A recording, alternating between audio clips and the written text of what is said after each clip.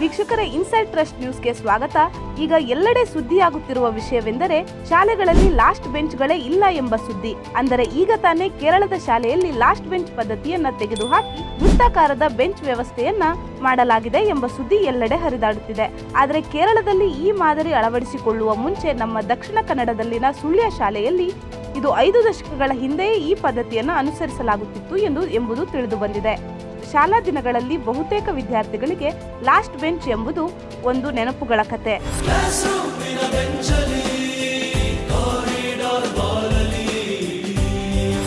ಆದರೆ ಈಗ ಒಂದು ಶಾಲೆಯಲ್ಲಿ ಲಾಸ್ಟ್ ಬೆಂಚ್ ಎಂಬುದೇ ಇಲ್ಲ ಎಂಬ ಅಚ್ಚರಿಯ ನಿಯಮವನ್ನು ತರಲಾಗಿದೆ.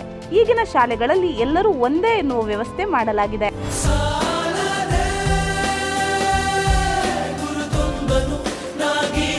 ನಾವೆಲ್ಲ ಶಾಲೆ ಕಲಿಯುತ್ತಿದ್ದಾಗ ಲಾಸ್ಟ್ ಬೆಂಚ್ ಎಂದರೆ ಒಂದು ಖುಷಿ.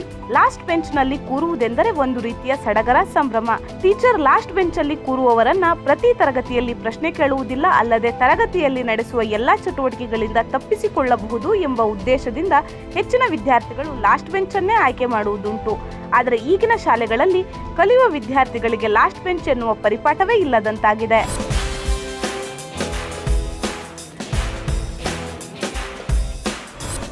ಅದರರ್ಥ ಲಾಸ್ಟ್ ಬೆಂಚ್ ಎಂಬ ಕಲ್ಪನೆ ಇಲ್ಲ.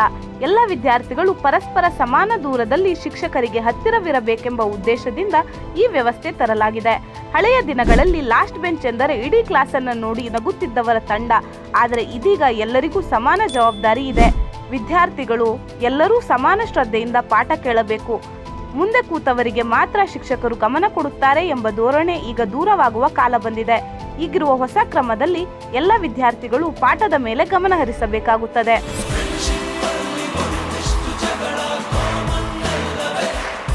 ಆದರೆ ಕೆಲವು ವಿದ್ಯಾರ್ಥಿಗಳು ಈ ನಿಯಮದ ಕುರಿತು ತುಂಬಾ ಬೇಸರ ವ್ಯಕ್ತಪಡಿಸಿದ್ದಾರೆ. ಏಕೆಂದರೆ ಲಾಸ್ಟ್ ಬೆಂಚ್ನಲ್ಲಿ ಕೂರುವ ಕೆಲವರಿಗೆ ಇದು ಒಳ್ಳೆಯದು ಅನಿಸಿದರೂ ಕೆಲವರು ಲಾಸ್ಟ್ ಬೆಂಚ್ ಅನುಭವವೇ ಬೇರೆ, ನಾವು ಲಾಸ್ಟ್ ಬೆಂಚ್ನಲ್ಲಿ ಕುಳಿತು ಕಲಿತದ್ದೇ ಬೇರೆ ರೀತಿಯ ಸಂಸ್ಕಾರ ಎಂದು ತಮ್ಮ ಅಭಿಪ್ರಾಯವನ್ನು ವ್ಯಕ್ತಪಡಿಸಿದ್ದಾರೆ. ಹಳೆಯ ಕಾಲದಲ್ಲಿ ಲಾಸ್ಟ್ ಬೆಂಚ್ ಎನ್ನುವುದು ಒಂದು ಬ್ರ್ಯಾಂಡ್ ಆಗಿತ್ತು. ಅದರ ಅನುಭವವೇ ಭಿನ್ನವಾಗಿತ್ತು. ತುಂಬಾ ಕೀಟಲೆಗಳು, ತರ್ಲೆಗಳು, ತುಂಟಾಟತನ ತುಂಬಿದ್ದ ಹೆಚ್ಚು ಜನರು ಸಿಕ್ಕುತ್ತಿದ್ದುದೇ ಲಾಸ್ಟ್ ಬೆಂಚ್ಗಳಲ್ಲಿ.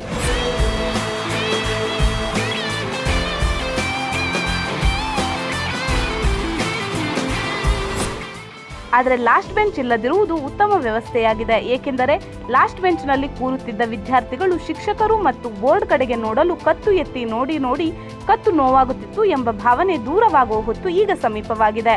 ಲಾಸ್ಟ್ ಬೆಂಚ್ ಎಂದರೆ ವಿದ್ಯಾರ್ಥಿಗಳ ಮುಖದಲ್ಲಿ ಒಂದು ರೀತಿಯ ನಗು ಮತ್ತು ಅವರೇನಾದರೂ ಪ್ರಶ್ನೆಗಳಿಗೆ ಉತ್ತರ ನೀಡಿದರೆ ಎಲ್ಲರೂ ಲಾಸ್ಟ್ ಬೆಂಚ್ನ ಕಡೆಗೆ ಆಶ್ಚರ್ಯಚಕಿತವಾಗಿ ನೋಡುತ್ತಿದ್ದ ಎಲ್ಲಕ್ಕೂ ತೆರೆ ಬಿದ್ದಿದೆ.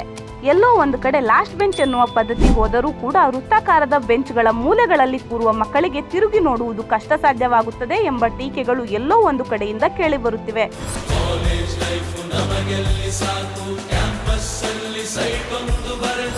ಇದಾಗಿತ್ತು ಇವತ್ತಿನ ವಿಶೇಷ ಸುದ್ದಿ. ಇದೇ ರೀತಿಯ ವಿಶೇಷ ಸುದ್ದಿಗಳಿಗಾಗಿ ನೋಡ್ತಾ ಇರಿ ಇನ್ಸೈಡ್ ಟ್ರಸ್ಟ್. ನಮಸ್ಕಾರ.